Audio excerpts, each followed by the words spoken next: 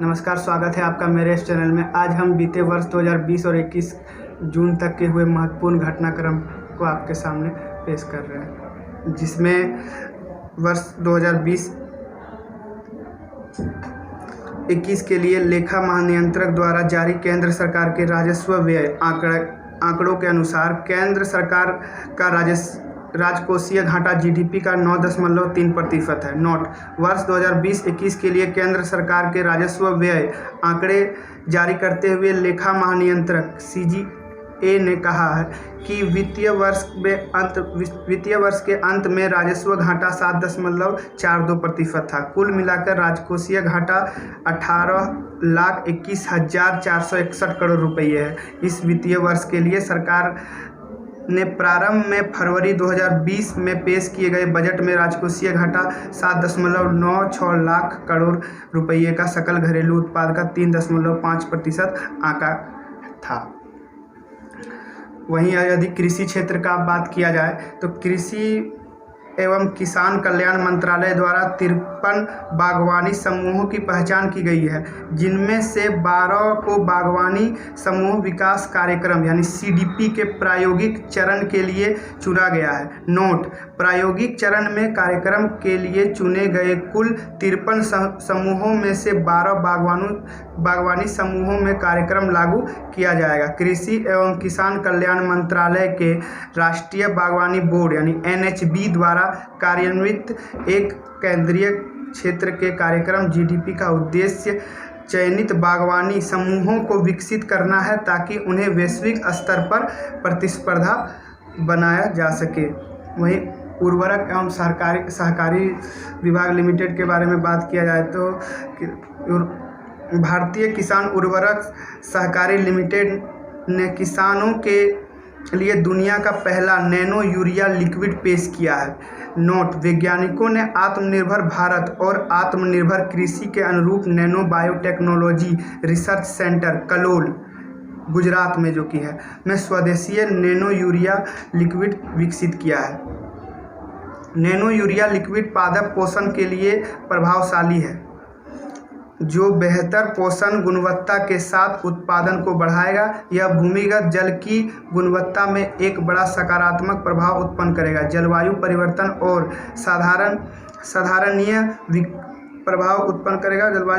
साधारणीय विकास पर प्रभाव के साथ ग्लोबल वार्मिंग में अत्यंत महत्वपूर्ण कमी लाएगा।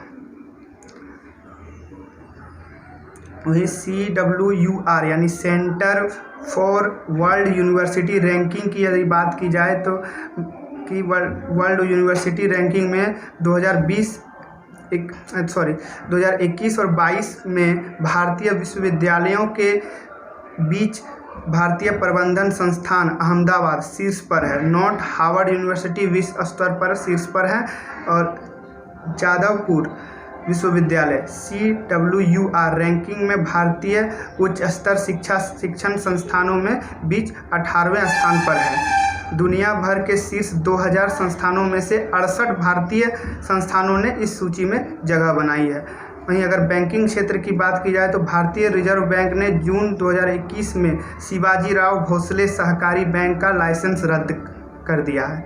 नोट: यह बैंक बैंकिंग विनिमय अधिनियम 1949 यानी 1949 के उपबंधों का पालन नहीं कर रहा था। बैंक द्वारा उपलब्ध कराए गए आंकड़ों के अनुसार निक्षेप बीमा एवं प्रत्यय गारंटी निगम DICGC 98% से अधिक जमाकर्ताओं को पूरी जमा राशि मुहैया कराएगा। एक ऋण शोधकर्ता नियुक्त किया जाएगा और बैंक को सहकारी समिति रजिस्ट्रार महाराष्ट्र के द्वारा बंद किया जाएगा। भारतीय बैंक संघ और भारतीय स्टेट बैंक ने घोषणा की सभी सार्वजनिक क्षेत्रों के बैंक यानी PSB वेतनभोगियों, गैर वेतनभोगियों और पेंशनभोगियों को कोविड-19 उपचार खर्च के लिए 25,000 रुपये से 5 लाख रुपये के बीच प्रतिभूति रहित व्यक्तिगत ऋण प्रदान करेंगे। नोट: ऐसे ऋण की कर्ज अदायगी अवधि 5 वर्ष होगी और एसबीआई इन पर 8.5% वार्षिक ब्याज लेगा और अन्य बैंक अपनी ब्याज दर निर्धारित करने के लिए स्वतंत्र हैं। पीएसबी द्वारा सुविधाओं के लिए भी ऋण प्रदान करेंगे। मेट्रो शहर में कंपनियों, स्वास्थ्य सेवा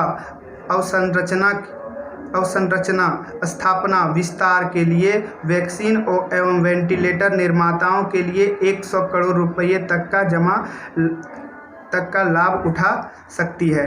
टियर 1 और शहरी केंद्रों में कंपनियों द्वारा 20 करोड़ रुपये का ऋण प्राप्त किया जा सकता है और टियर 2 से टियर 4 में कंपनियां 10 करोड़ रुपये तक का ऋण प्राप्त कर सकती है। सभी श्रेणियों के लिए ऋण अवधि लगभग 10 वर्ष है। आईसीआई लैम्बार्ड जनरल इंश्योरेंस ने गुणवत्ता नियंत्रण प्रक्रियाओं को मजबूत और स्वचालित करने के लिए माइक्रोसॉफ्ट के साथ भागीदारी की है। नोट: भारत के सबसे बड़े निजी क्षेत्र के बीमाकर्ता आईसीआई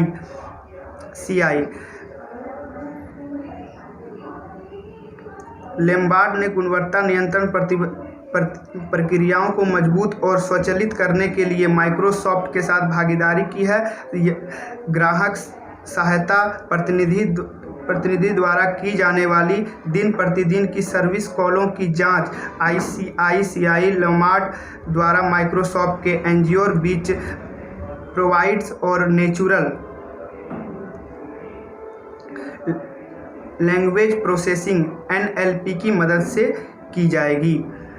सीमा पार से आवक भुगतान के लिए स्विफ्ट GPI इंस्टेंट नामक सुविधा प्रदान करने वाला एशिया प्रशांत में पहला और वैश्विक स्तर पर दूसरा बैंक आईसीआई बैंक है।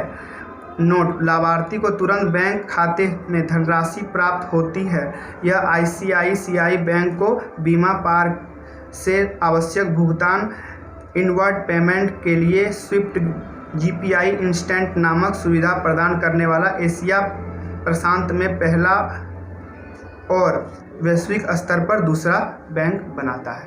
धन्यवाद।